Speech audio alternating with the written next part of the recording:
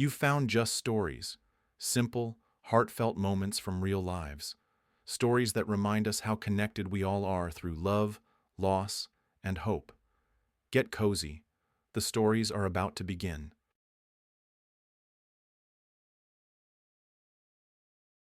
Sarah was considered a woman of her time, confident, insightful, self-sufficient.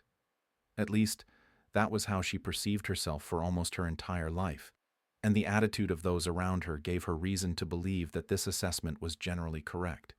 She viewed the bonds of matrimony with sober clarity.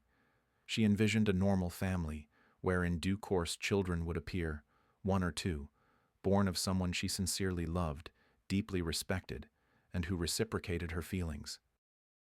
Their journey together with Michael lasted 5 years. During this time, of course, a lot had happened.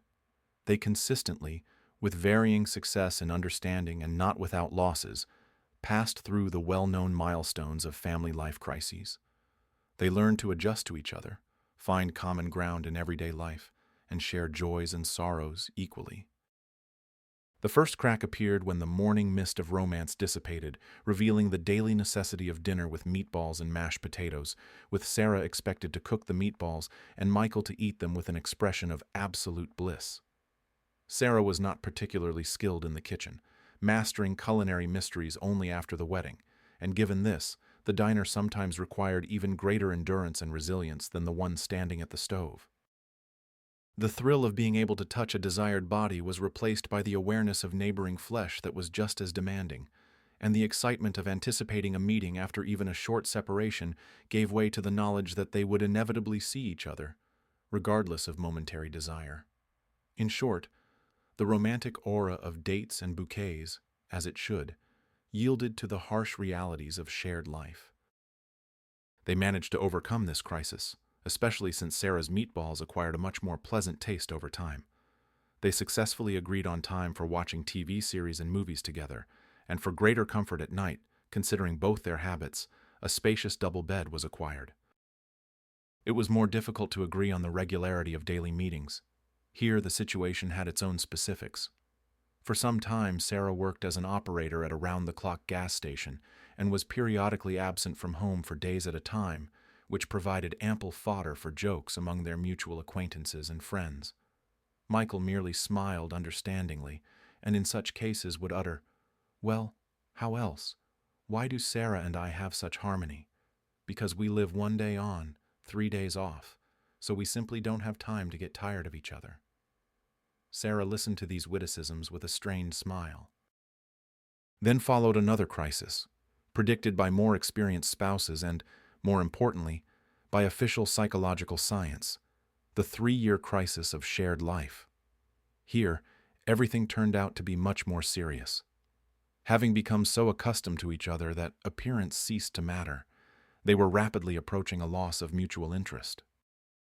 Sarah, remembering her intention to live with Michael at least until their golden anniversary, rushed to save the situation. Unexpectedly for everyone, she cut her vacation short by 2 weeks. On the very first day, Michael, with the look of a martyr, went up on deck and suddenly saw before him a dazzling blonde with lush curves and long legs, one of which, that is, the leg, peeked out effectively from a slit in her dress up to mid-thigh. Meanwhile, as if stepping out of the pages of Sarah's romance novels, she stood while the wind gently tousled her hair, in which the sun's rays were entangled.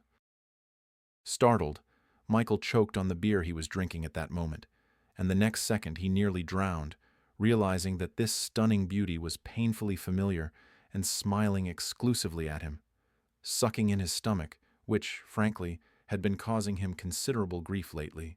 Michael uncertainly looked around and smiled back. The blonde took off her sunglasses and turned out to be his lawful wife. In short, the marriage was saved. For another couple of years, Sarah felt comfortable next to Michael. Everyday life was not burdensome. Michael was a simple, ordinary man. He was not a hero of romantic sagas, living intensely for his beloved and dreaming only of one thing, to die with her name on his lips. He wanted to live quietly next to this chosen woman. He was a simple, ordinary man who loved to eat heartily and deliciously. not worrying too much about his growing sides, adored lounging on the sofa in the company of the TV remote, and listened to his wife's opinion. But then something broke. A crack, barely noticeable at first, gradually widened and finally turned into an abyss into which all her hopes and plans plummeted. Who knows why? Outwardly, everything remained the same. They, as before, returned home, ate, drank, changed clothes, and went to bed. Then they got up, left, and upon returning, ate and slept again. And nothing more. Sarah reread all available books on the psychology of family relationships. Specialists unanimously insisted on the vital importance of maintaining emotional contact. But in order to maintain something, you need to have that something. Perhaps this very contact with Michael never existed. Frankly, she couldn't remember her heart beating joyfully or skipping a beat at the thought of him.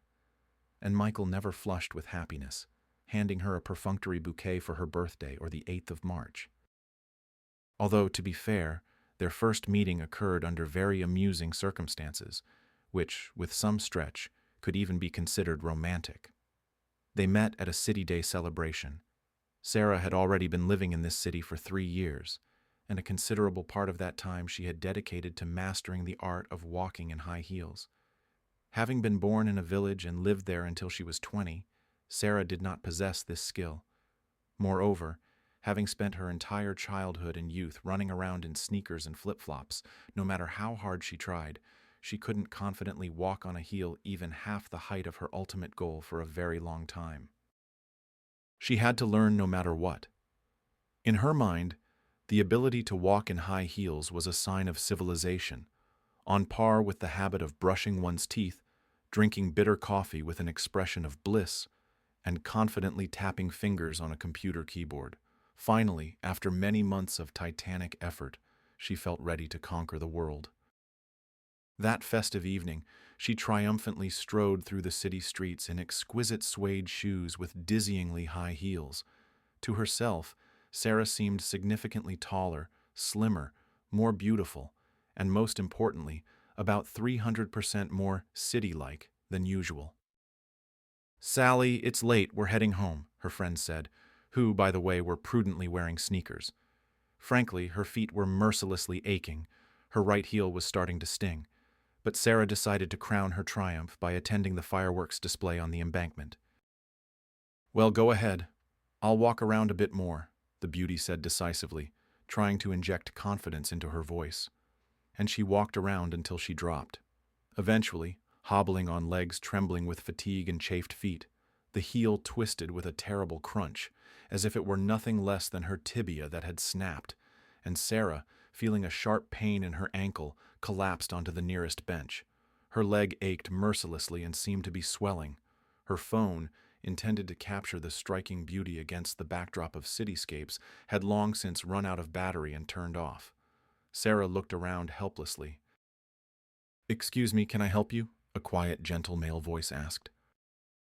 "Can you? You're obligated to," Sarah almost shouted, and involuntarily gasping, clutched her ankle. A few steps away from her, in the evening twilight, stood a man. "There's an emergency room just around the corner, not far from here," he continued. "You should go there." "And what is that?" Sarah asked cautiously, while her imagination was already painting a highly romantic and appealing picture. A man literally bursting into the doctor's office, gently carrying a blonde diva in his arms. Damn, I knew I should have curled my hair. There he is, caring, gently lowering her onto the couch and sitting beside her with worry on his face, and then carrying her out of the office in his arms just the same way, and everyone sitting in the corridor smiling happily and admiringly. And suddenly, his voice intruded upon these incredibly vivid scenes. The man, as if reading her thoughts, said, "Excuse me, dear young lady, I would be delighted to carry you to the emergency room and back, wherever you need to go, but I simply cannot lift you," the man mumbled sheepishly. Sarah looked at him in astonishment, then distractedly at herself, or rather, at what was within her field of vision, then at the man again, as if estimating her size against his arms, and burst out laughing. The man, who introduced himself as Michael, nevertheless placed himself at her disposal as an assistant, though he served not as a carrier, but as a prop. He tightly and quite skillfully bandaged her ankle and helped her hobble to the emergency room. And when she came out of the doctor's office, limping, she was surprised to find her recent savior sitting on a chair by the door. "How are you, Sarah?" he asked timidly. "I'm fine, I'll live," she promised optimistically. "Sarah, how about we live together?" Michael blurted out and blushed painfully. "Well, not right away, of course, not now, but maybe someday you'll agree." And so it happened that they met, liked each other, and got married. Michael was a native city dweller, had a not very profitable but reliable profession as a construction engineer, a not very large but comfortable apartment, and represented a quite suitable option for building a relationship. Michael's appearance was not striking. He didn't have bottomless eyes of a rare, interesting color, or curly dark hair falling onto a high forehead, although his forehead was indeed high, of an antique cast. Rather on the contrary, despite having just passed his mid-20s, early bald spots gleamed on his head, and his t-shirt betrayingly revealed a slightly protruding belly. "But we've never had curly hair in our family," he would laugh, patting his stomach expressively. He had ordinary brown eyes, a snub nose, and a habit of squinting due to already weakening eyesight. Sarah, who had come to conquer the big city from a tiny village, assessed her data and opportunities quite objectively. A school certificate, a year working as a secretary in the village council, and 3 years of institute studying accounting, which she had dropped out of a couple of months ago. This was very little to claim anything significant, even considering her long legs and pretty face, and the upbringing given to the orphan Sarah by her grandmother, completely old-fashioned, burdened with a heap of rules, restrictions, moral barriers, would never have allowed her to use those very legs and face for selfish purposes, much to her regret. Therefore, Sarah lived precariously in a student dorm, worked as a salesperson in a round-the-clock store, and agonizingly pondered whether she could glue the hole in her winter boot. Therefore, when she heard, "Sarah, I love you. Marry me," she almost didn't hesitate. And now, after 5 years of this very life, it suddenly dawned on her that the person next to her was not the right one, that she was unbearably bored. Michael was caring, attentive, and agreed with her on almost everything. Sometimes it seemed that his main concern was whether she had worn warm tights under her jeans. "Mike, you're just like my grandmother, honestly," Sarah fended off her husband's protectiveness. "I feel like I married a nanny. Where's the passion, the frenzy, the jealousy?" "Sally, you knew you weren't marrying a Casanova," Michael laughed. "As for passion, I passionately want you not to freeze while standing at the bus stop. That's all my passion." "You know, I don't understand what's wrong with me," she confided to her only close friend, Claire. "I'm bored, you understand? Even during intimacy, I feel like he's tucking a blanket around me as he goes." "Are you crazy? He can't get enough of you and you're being difficult," Claire snorted. I don't want to be breathed on, or rather I do, but not like that," Sarah said angrily. Well, watch out, you might miss out," Claire snorted. Soon she met a man who was the complete opposite of Michael. Mark was decisive, impulsive, assertive. That same evening, he suggested she go to his place. She, losing her head, with her heart pounding loudly, agreed and, trembling with excitement, entered a stranger's apartment. Right in the hallway, Mark lunged at her. She broke free and, with the continued ringing in her ears, fled down the stairs.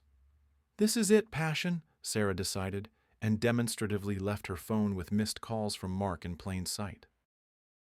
"Sarah, please answer," Michael asked after the phone lit up with an incoming call for the 5th time in a row. "And aren't you interested in who it is?" Sarah asked with a challenging tone. "Well, I assume if it concerns me, you'll tell me," Michael shrugged. "Well, I don't know," Sarah replied in a rather unpleasant tone. In short, everything became clear. She no longer wanted to live with Michael. That meant divorce and her maiden name. What would become of her if she were left alone? She would turn 30 in a couple of years. No children. She had given up everything that was lively, bright, interesting, the life she had always dreamed of, herself, 5 years ago. True, the apartment remained, the very one where she lived with Michael, and knowing Mike, one could assume that he would leave the apartment to her. But walls, floor, and ceiling would not free her from loneliness, from the feeling that everything had already been missed, that she was late everywhere. What to do next? Sarah truly didn't know, but she knew with absolute certainty what she would never do if a catastrophe were to strike her life, and she and Michael decided to part ways. She would not sit on the windowsill, sadly watching the raindrops crawling down the glass and feeling her cheeks become as wet as the window outside. And she would not sob at the sight of their joint wedding photograph, where they were so young, beautiful, laughing, holding hands, as if ready to jump up and fly away together to heavenly paradise.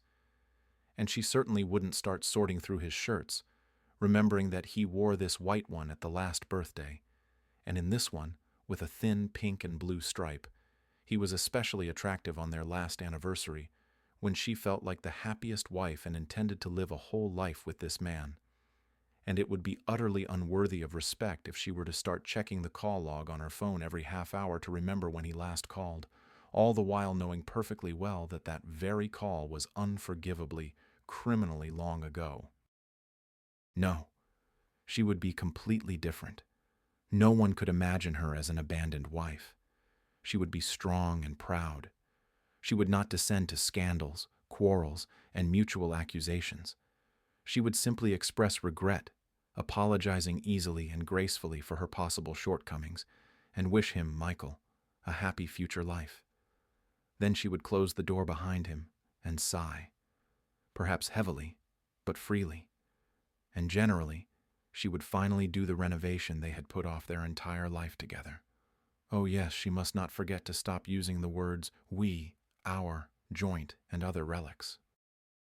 So, she would update the apartment, and then her wardrobe, and buy that white suit she saw 6 months ago in the store, which her husband had categorically objected to at the time, simply because she liked it, and it suited her very well, paying no attention to its price or impracticality. Then she, free and proud, would move on, and everyone around would smile at the sight of her and whisper softly to each other, "That's Sarah. How beautiful she is, despite everything. What dignity, what courage in the face of adversity and injustice. And he's just an idiot for letting go of such a treasure." All this appealed so much to her rich imagination that she replayed the scenes of separation and everything that would follow many times in her head, and she played it out. It's no coincidence, they say, be careful what you wish for. The very thing she had imagined so many times happened. Michael said he was leaving and filing for divorce. "Sarah, this can't go on like this. I see that you... In short, it's better for us to part ways. It will be better for both of us. I decided to do this so you could be free," he squeezed out during their last conversation. "Are you in love with another woman?" she asked, instantly slipping into the role of the victim. "Of course. You've had someone else for a long time and you don't have the courage to admit it. I knew you would leave me." Michael sighed heavily and said, "No, I don't have anyone and can't have anyone. And I don't want to leave you. However, if it makes it easier for you, you can blame me for anything you want." He wearily ran a hand over his face, as if trying to wipe something unpleasant, sticky, from it. Then he looked at her strangely, flinched as if remembering something and deciding to say it, but remained silent and left. And here she is, after all, sitting on the damn windowsill. She doesn't even remember how she got there, and sobbing. So much so that because of the tears, she can't even see those very raindrops which, as if mocking her, are still drumming on the glass. Mike's shirts, hanging peacefully in the closet, she had already sorted through and even pressed one of them to her face. Though it wasn't entirely clear why, because the smell of the person she had loved until recently was gone after washing. But they were Mike's shirts, and the fact that they continued to hang in the closet as if nothing had happened, while he would never be with her again, made her unbearably sad. The wedding photograph, the very one Michael had once jokingly called a leap into the unknown, had also been taken off the nail several times. Resolutely removing the frame, she suddenly had a strong feeling that a hole had formed in the wall because of it, just like the one in her own life. She lacked the strength or the courage to look into that emptiness yet. Let it hang after all. It's just a photograph. Sarah tried to show courage and heroism, looking at the face of the happy groom and feeling the sobs rising to her throat again. As for the phone, here she managed to live up to her intentions. She didn't look at the call log. Instead, she stared at his number and the photo attached to it for hours. Catching herself in this self-deception, she angrily turned off the phone, only to involuntarily turn it back on a few minutes later. Amazing! Despite her grand plans for physical and emotional liberation, she didn't want to throw away the furniture bought with Michael, or even the rather absurd, in her opinion, wallpaper imitating peeled and flaking boards, which he somehow terribly liked. She no longer wanted to tear up this white suit. But if you think about it, why did she need it? Firstly, she would have to wash it every other day, and secondly, Mike was right when he said that in white, she looked twice as wide as she actually was. Wait a minute! Was she really regretting the breakup? No, it couldn't be. No, of course not. It was just a silly female fear of loneliness, nothing more. And Michael? Well, Michael finally did something truly masculine, perhaps for the first time since the day they met, when he pretended to be a carrier for her. She had to stop thinking about it, stop feeling sorry for herself. She had to act as she had imagined many times, become proud and calm. And she had to change the scenery so she wouldn't walk around and stumble upon the wreckage of her past life every minute. Exactly. She needed to go on vacation, finally give herself a luxurious life, get distracted, relax, and then think about what to do next.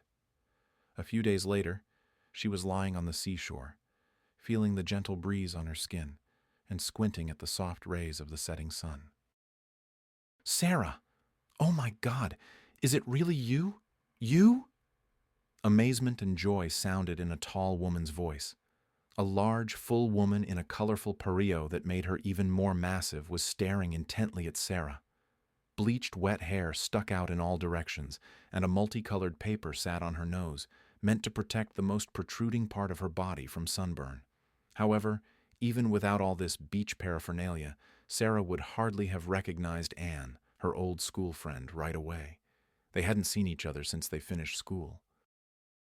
"Don't you recognize me?" the woman exclaimed. "I do, but with great difficulty. What happened to you, Annie?" Sarah wanted to say, but of course said something else aloud. "Oh, how wonderful! Incredible! Anne, of course I recognized you right away. Well, you haven't changed at all." "You're lying, of course," Anne stated habitually. Arguing with this statement was pointless. When Anne left home, she was not a reed, but still a slender creature with appetizing curves and dark blonde curls. All that remained of the former girl was her voice, and the habit of tucking a strand of hair behind her ear. "Well, Sarah, you don't have to try with me," Anne laughed. "I know everything about myself, just plus 50 kilograms in centimeters." She waved her hand. "But you, I must admit, look simply stunning. So slim, it's amazing. Well done." Anne looked over her former friend with genuine approval. Sarah smiled involuntarily. After all, it wasn't for nothing that she and Michael had been diligently getting in shape for the past year, and even announced a competition. Who would lose more excess weight in 6 months? The prize was announced to be no joke. The winner could choose the location of their next vacation. Mike was even in the lead for a while, having shed his famous sides and losing in biceps, and happily promised his wife that she would spend a month's vacation sitting next to him on the riverbank with a fishing rod in her hands. Sarah was not at all attracted to such a pastime, and she pushed harder, leaving Mike with his pathetic 5 lost kilograms far behind. Suddenly returning to thoughts of her husband, she angrily shook her head, smiled at Anne. "Listen, Annie, let's go somewhere and talk, shall we? We haven't seen each other in so many years." "Of course, gladly. I'll just let mine know and we'll go," Anne nodded. "Well, yes," Anne sighed. Unlike you, I'm here with a backpack and trailers. She chuckled, but it sounded not very cheerful. In short, with my husband and children. I already have 2, can you imagine? 2. Oh, Annie, you're such a star. I'm so happy for you. Sarah grabbed her friend's hand and shook it. Something to be happy about. Anne waved her hand. It's not a vacation with 2 young boys, plus a third one. He's grown up long ago, but sometimes he behaves worse than the children. Are you talking about your husband? Sarah laughed. Yeah, about him, the dear father of our family. Apparently, Anne had the opportunity to speak her mind, meaning she couldn't stop. Although, if it weren't for my persistence and resourcefulness, I'd be damned if I had children now. Anne finally relaxed and even laughed at her own joke. He kept telling me to wait, save up, get settled, not to rush. Well, in short, like all men. And how about you? Married? Children? Yes, I'm married, Sarah nodded, deciding for some reason not to tell Anne about the impending changes in her life. Well, we haven't had children yet. I'm falling behind you, Annie. Well, that's easy enough, the other woman snorted. Anyway, Sally, I gotta run. Don't go anywhere, okay? I'll be quick. Anne, with all the speed her large size allowed, darted to the other end of the beach, and Sarah fell into thought. Listen, Mike, what are you dreaming about? She seemed to hear her own voice. Well, what do you mean, Sarah? I want a son, or even better, a daughter, or maybe a son first and then a daughter, or even better, both at once. Mike, but we've talked about this 100 times. What children now? I need to get my degree, get a job, otherwise I'll get stuck being a former village girl. And anyway, what's the rush? We have our whole life ahead of us, she replied to her husband. So what? What does that matter? Give me a child, children. This conversation would arise between them periodically, but Sarah, feeling that she was stealing something from Michael and from herself, disliked the topic and, looking guilty, would stop it. No, of course, she wanted children, maybe no less than Michael, but not now, later, much later. And anyway, from Michael? After such thoughts, she was horrified by her depravity, got scared, and forbade herself from reasoning on this topic. Well, I'm ready. Anne had managed to change. Although the beach outfit, it turned out, suited her significantly better than the clearly tight sundress on the woman's large figure. The fabric was stretched tightly, outlining contours that were not very pleasant to the eye. What, fat? She chuckled. Well, what can you do? Not everyone can be models like some. She looked at Sarah from head to toe with admiration again. Well, shall we go? They found a spot in a small cafe on the embankment and plunged first into memories of youth and then into the story of the last few years of their lives. Anne did most of the talking. It turned out she had married almost immediately after settling in the city and had 2 sons. We live with my husband in his district. I'm registered there, and the children are too. So we live no worse than others. But I still feel like I'm on some kind of precarious footing. Because if something happens, who am I there? Nobody. And my name means nothing. And my mother-in-law is constantly nagging. And, as expected, her precious son. She doesn't even hesitate. She says it to my face that I'm a village hen who married her son. Hear that? As if I got pregnant to get married to him. No, of course, when we got married I was already, 5 months along. So what? Everyone does that. But she hasn't given me a moment's peace for 7 years, can you imagine? And I still cook wrong. It's impossible to eat. And I don't raise the children right. And my house is a mess. And my husband is forgotten and neglected. And her beloved son sits there, quiet as a mouse, as if that's how it should be. Well, in short, a classic story about a mother-in-law and daughter-in-law. Wait, does your mother-in-law really torment you that much? Sarah asked again, not even immediately understanding the meaning of the question. No. I don't seem to have such problems. Eleanor Miller and I have quite normal relations, even good ones. Really? Anne drawled skeptically. Interesting. How is that? She doesn't call you a village sheep to your face and doesn't stick her nose in your pots? Well, congratulations! Anne, with a speed available to her large size, sprang from her seat, noticing one of her offspring trying to climb onto the parapet. The family, namely both boys and Anne's husband dozing on a sun lounger, turned out to be located quite nearby. Left alone for a while, Sarah mentally returned to the topic just touched upon. Relations with her mother-in-law, Michael's mother, had been difficult. Of course, like any normal woman who loves her son and wants him to be happy, Eleanor Miller was not thrilled with such a relative. Sarah was the complete opposite of Eleanor herself and realized this immediately upon their first meeting. A beautiful woman who, despite her age, had maintained her posture and the habit of holding her head high, with stylishly styled short gray hair and subtle makeup, immediately struck Sarah. She wore high-heeled shoes, a narrow skirt that Sarah herself would never fit into even after a year of the strictest diet, and a blouse with a satin bow in front. The future bride's heart sank somewhere into her heels. The woman spoke in absurdly correct sentences, articulating every word clearly, looking sternly and intently. And, as if stitching each word with a thread, she asked, "Well, my dear, it's all clear with you.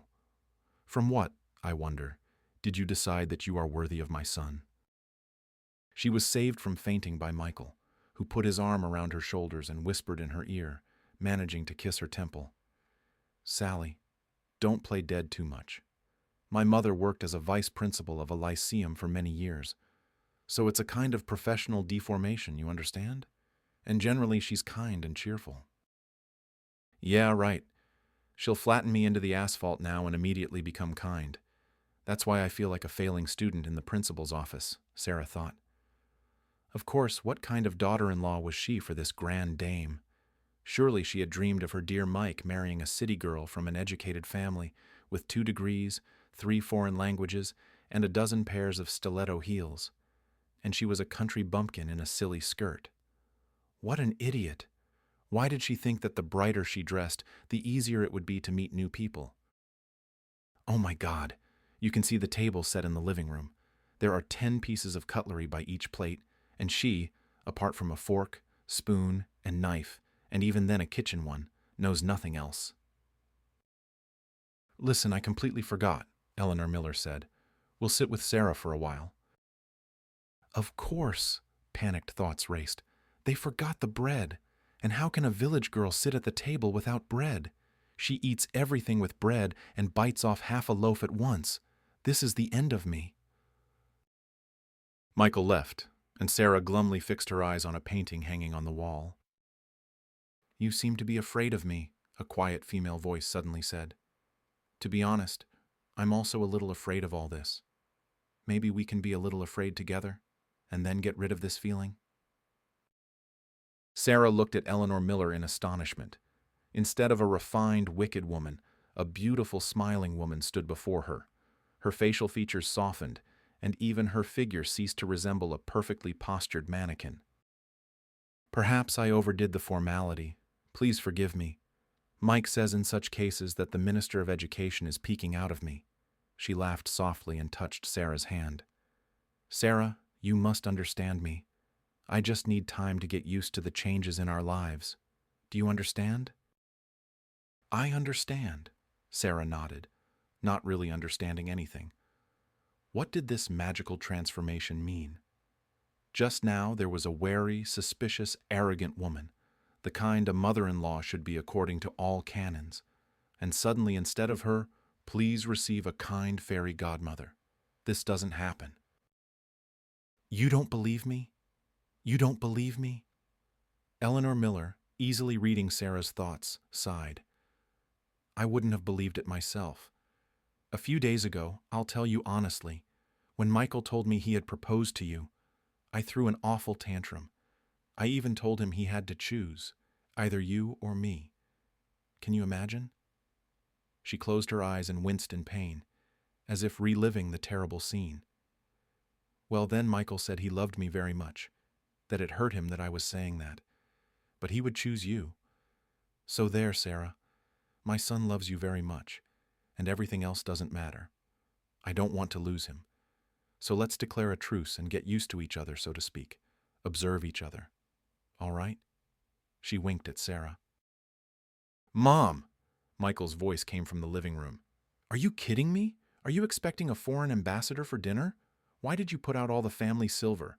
I don't know what half of these knives and forks are for. Sarah sighed gratefully, but so that no one noticed. That evening, of course, was not an ideal family dinner. Sarah couldn't completely relax because it was very difficult to believe what she had heard right away. Michael was genuinely amused, poking at his plate with his fingers. Eleanor, barely suppressing laughter, tried to frown, and Sarah suddenly said, Michael, stop it. Behave yourself. After that, everyone laughed. Despite the encouraging results of meeting her future mother-in-law, Sarah's life was not easy. Eleanor Miller was frankly shocked by Sarah's complete helplessness as a homemaker. Sarah, I'm sorry, but this won't do. Michael, unfortunately, has a somewhat sensitive stomach. He needs a diet and proper home-cooked food. Of course, I'm ready to help, but you yourself. Sarah, who was confused by the woman's persistent unwillingness to address her informally, had to start mastering the soup and meatball wisdom under her mother-in-law's guidance. Sarah turned out to be a rather slow learner, and Eleanor had to show a lot of patience and endurance. It's even surprising, Sarah, her mother-in-law couldn't help but say. Which village did you finish school in? Do you think girls in the village stand by Russian stoves with oven forks from the age of 5? I can't pickle cabbage or cook borscht or fry meat. Well, you'll have to learn, Eleanor Miller smiled. 6 months later, Michael said, Sally, did Mom drop by? Her meatballs are still masterpieces. And he froze with a meatball raised on his fork. Noticing his wife's triumphant look, he hastily added, But yours are not bad either, of course. It was precisely thanks to Eleanor Miller's slightly ironic but sensitive and tactful guidance that she stopped dyeing white laundry a wonderful gray color when washing, burning Innocent Mike's t-shirts with an iron, and most importantly, learned to dress in a way that even she herself could finally appreciate the full power of her feminine charm. Sorry, Sally. Can you take this? Anne, having removed the budding climber from the steep stairs and handed him over to her husband, plopped down at the table. What were we talking about? Oh, mothers-in-law, may they live well in this world and the next. Well, never mind. How's your health? Everything all right? Not sick with anything? Well, you look great. What kind of illnesses could you have? Oh, I have no healthy spot left, believe me. Anne, distracted from her friend, launched into a new story. It was clear that Anne was literally pouring her heart out, having the opportunity to speak. 1 minute it's shooting pain here, the next it's stabbing pain there. The doctor says, Anne, my dear, as if I don't know without him that I need to lose weight. And how can I lose weight when I'm popping pills by the handful and then eating to compensate? And who will let me rest properly? Last year I ended up in the hospital for surgery, for our female issues. And believe it or not, they almost burned the house down without me. They made such a mess in 10 days. When I got home, I didn't know where to start. And most importantly, they could barely crawl. Mom, do this. Mom, do that. My husband even remembered the word dear.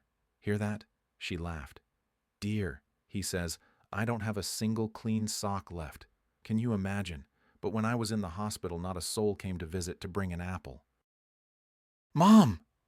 A blond boy of about 7, obviously Anne's older son, tugged at his mother's sleeve and, looking pitifully, shifting from foot to foot, droned something under his breath. Bathroom! Well, go with your father. Good heavens, especially since you're going to the men's, Anne snapped. Will you let me sit in peace? Where's your father? Wait, I'll send them. Anne pulled her son aside. Sarah looked out at the boundless sea, and for some reason, new images from the past surfaced in her mind. She didn't get sick often, but each time Michael was so scared, as if she was about to die in terrible agony. At the first signs of a cold, he would lock her at home, pile her with blankets, jars of fruit drink, fruits, and crossword puzzles, and call every half hour asking about her temperature. After several years of marriage, Michael's psyche was subjected to a very serious test. Sarah, how could this happen? Michael was almost crying, and it was obvious that if it weren't for the doctors, he would have fallen to his knees beside her and possibly wept. His lips trembled suspiciously, and he blinked frequently. "How could this happen, Sarah?" "Mike, stop it. What are you reading?" "Well, it happened. What can we do now?" She looked at the doctor sheepishly. "Michael, let's go. Your wife needs rest, healthy sleep, and proper nutrition. The fracture is serious, I won't hide it. But everything will be fine, I'm sure. The surgery was successful. The main thing is not to torment yourself like this." The elderly doctor shook his head, apparently believing that the husband was suffering far more than the wife at that moment. Michael rushed like mad between work, home, and the hospital where Sarah was staying with a complex leg fracture after an unfortunate fall down an icy staircase. Judging by Michael's deliveries, he believed she was starving and that her main and only task now was to endlessly eat fruits, steamed meatballs, yogurts, and caviar sandwiches. "Well, Sally, your man is golden, of course," her ward mates commented, willingly helping Sarah devour Mike's food parcels. "He comes every day, calls 5 times, and even stands under the window for half an hour until you deign to look out. Are you newlyweds or something?" "What newlyweds?" Sarah laughed. "We've been together for 4 years." After being discharged from the hospital, Michael simply devoted himself to Sarah and her recovering leg. He cooked food, did everything around the house, took her for walks, drove her to procedures, and when he wasn't busy with work, endless chores, he simply sat beside her and held her hand. "Listen, Mike, have you bulked up from carrying me around?" she said one day, routinely putting her arms around her husband's neck. "Well, how else, Sally? I'm carrying my main treasure, not just anything," Michael grumbled then. For some reason, she remembered his words clearly right now. "No, can you imagine?" Anne returned from her family raid again. "They can't even go to the bathroom without me. I'm running after them or with them. Believe me, to sit down, watch TV, or even read a book, you name it." "By the way, did you get your degree?" "Yes, accounting." "Good for you. I never finished anything. First I was pregnant, then I gave birth, sent him to kindergarten, and got pregnant again. What education could there be? Even if I wanted to, who would let me study? I don't have a free minute." "Did your husband talk to you?" "No. The mother-in-law herself. We jinxed it, it seems. Well, daughter-in-law. It's better to answer, report, so to speak. You sit. I'll be quick." "Yes, Martha. Hello. Yes, thanks to your prayers." Anne made a face expressively and moved aside. And Sarah continued to stir the unfortunate cocktail in her glass with a straw. "Sarah, we need to talk." Michael began this conversation 6 months after the wedding. "What, are you no longer satisfied with an uneducated village wife?" Sarah joked. "What does that have to do with it, Sarah? You'll suit me in any form and condition, but this is for yourself, for the future, and for your own confidence, isn't it? You don't really like your current job at the gas station, do you?" "Mike, I finished 3 years of economics. I'd have to re-enroll. I don't remember anything, honestly. And anyway, it's such a hassle. I'm, frankly, a bit slow, and studying wasn't very easy for me." She shuddered. "It's no hassle, Sarah. You need that degree." Michael waved his hand confidently. "Okay, we have 3 months until the semester starts, plenty of time. I'll prepare you. And about yourself, I think you're exaggerating. You're very smart, much smarter than you think. You just had other things on your mind. You weren't up for studying. So you'll remember everything. And what you don't remember, we'll go over again. It's decided. Tomorrow you go and apply for reinstatement."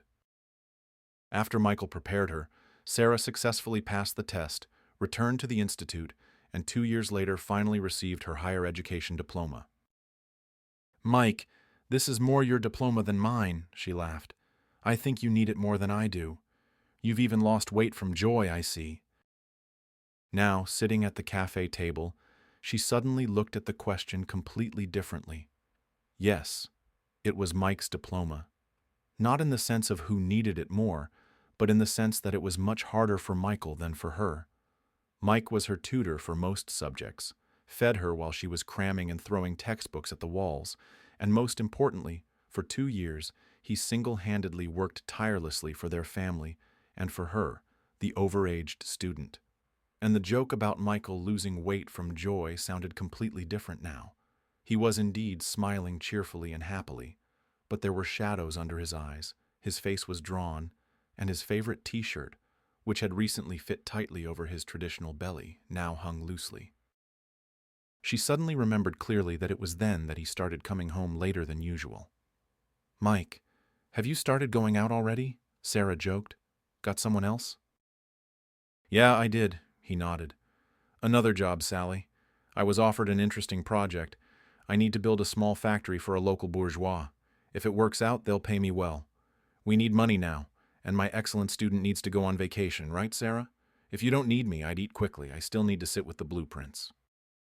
He would sometimes sit with the blueprints until morning during that period of their lives. Then he would tell Sarah apologetically that he didn't have time to make breakfast, kiss her on the forehead, and rush off. After graduating from the institute, she easily got a job at a small commercial firm, fit in well, and was considered a good, reliable specialist. Sarah herself enjoyed going to work, where she not only balanced accounting accounts and prepared reports, but also genuinely socialized with colleagues, showing off new shoes and suits, or another piece of jewelry Michael had given her, or showing photos from their latest trip. "Well, mother-in-law," Anne plopped down on a chair. "Can you imagine we left her our cat, to feed him, clean his litter box. Well, his food is running out, and she apparently doesn't have enough pension for our troglodyte. She asks where to get money, and I know. Oh, money, may it all go to hell. No matter how much you earn, it all goes into some kind of abyss. Oh, where's my wallet?" Anne comically threw up her hands, started patting herself down, as if something could be hidden on a tightly stretched sundress. "Oh, where did I put it? Or is it in my bag? James, Jamie!" she roared so loudly that a couple of pigeons flying by leisurely scattered. "He doesn't hear. What a deaf stump. Sarah, I'll check. The wallet has the key to the room. Money." Money? Interesting. And in these 5 years, she had never been in a situation where she needed to pay, for example, for the apartment or groceries.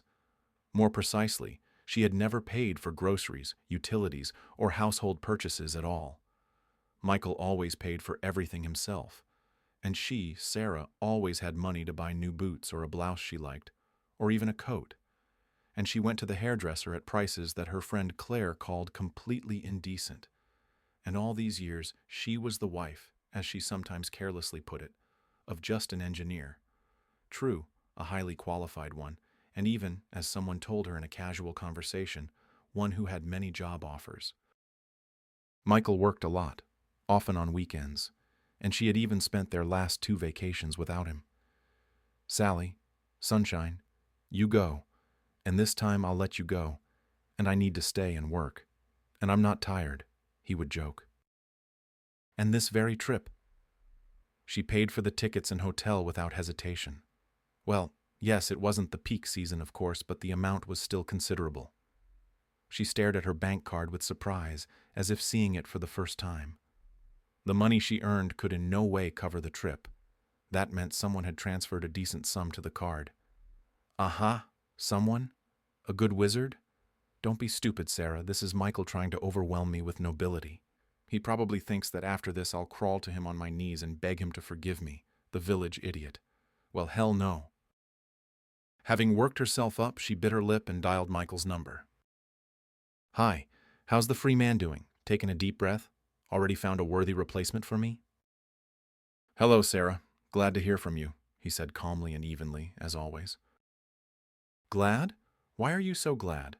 "Well, remember, Mike, we still have property to divide. Well, I'll gladly give you your books, and your favorite sofa, too. But we'll sell the rest and divide the money. You don't object, I hope, that half the value of the apartment is mine?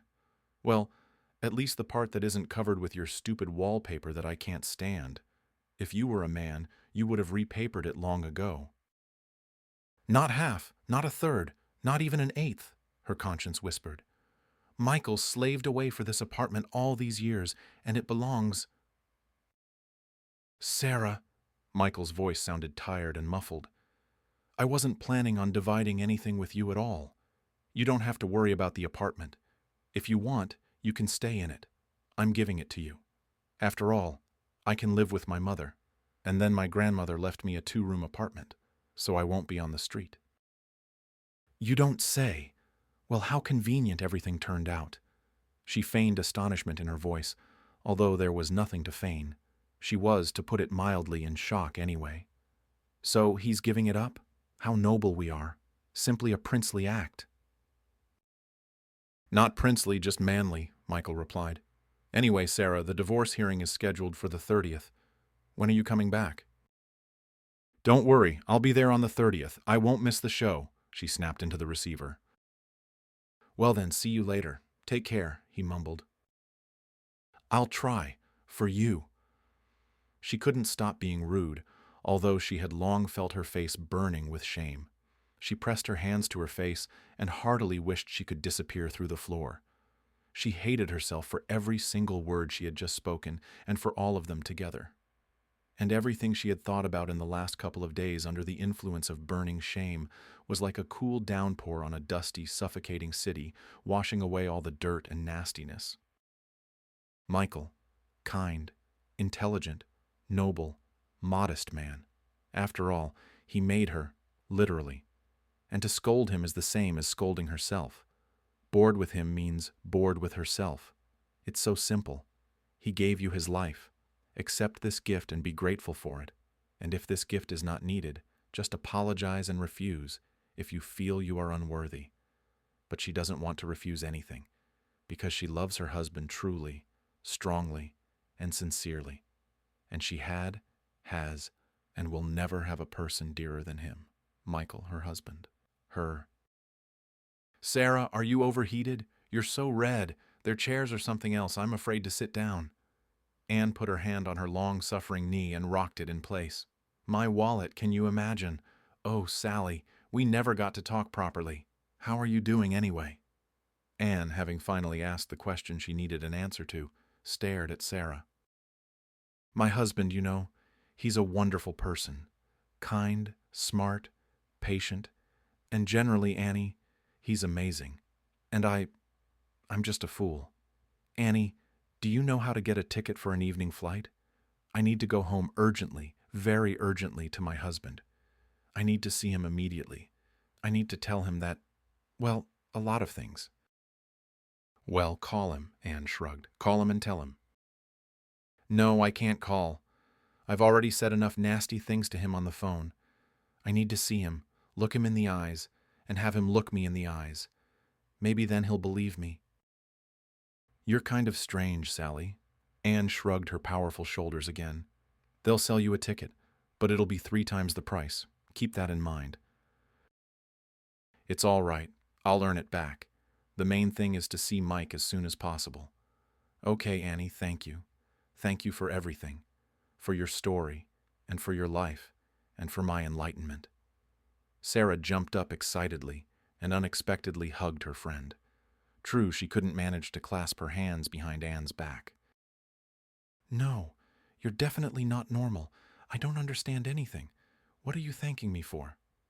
Anne looked at Sarah bewilderedly and uncertainly put her arms around her shoulders. The next day, Sarah opened the door to their apartment. In the hallway stood the person she least wanted to see right now. She had forgotten that there was another person before whom she would feel agonizingly ashamed of everything she had done and said. Eleanor Miller looked at her daughter-in-law in confusion and for some reason smiled, guiltily and sheepishly.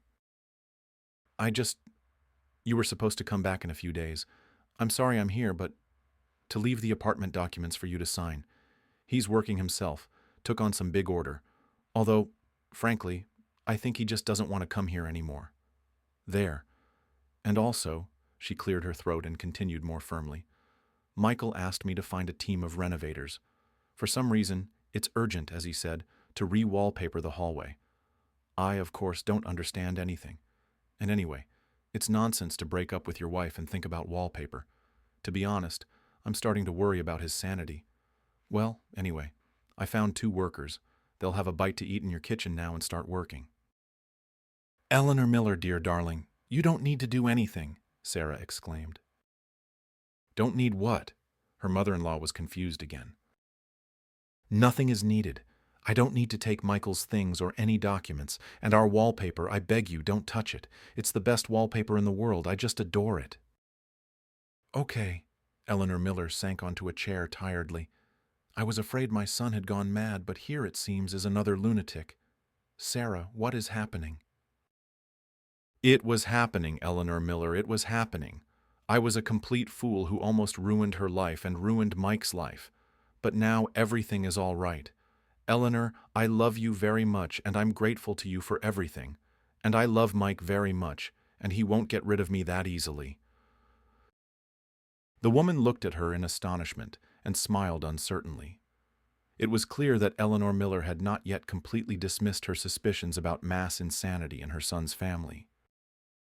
Well, I suppose I'll go then. Sort it out yourselves. She stood up and moved towards the door, but, remembering, turned back. So, I'm taking the workers back? They're not needed? Exactly. After seeing off her mother-in-law and two very surprised workers, Sarah grabbed the phone. Mike, hello, she said, freezing and feeling like a girl calling a man she was interested in for the first time. Hello, Sarah, he said. Mike, I have to meet you. We'll see each other on the 30th, at the court, he replied. No, I won't survive until the 30th. I need to now, immediately. Mike, I'm such a fool, just impossible, and I need to explain everything to you, tell you, and ask you. Ask Mike, if possible, please don't divorce me. Something rustled and gurgled in the receiver. Mike's voice mumbled something indistinctly. Then there was a thud, and the connection was cut off. A few seconds later, the phone rang again. Sorry, I dropped the phone. We'll meet, he said. Well, where? At home, of course. At our home. I'm waiting for you under your wallpaper that I barely managed to save. Come. And half an hour later, Michael opened the door. Slowly, as if feeling the floor before him with each step, fearing that it might suddenly disappear from under his feet, he entered the apartment. Sarah's heart beat joyfully and suddenly seemed to stop for a second, then began to pound quickly, and Michael blushed painfully, fidgeting with a bouquet of chrysanthemums in his hands, and for some reason it was clear that he had blushed with happiness,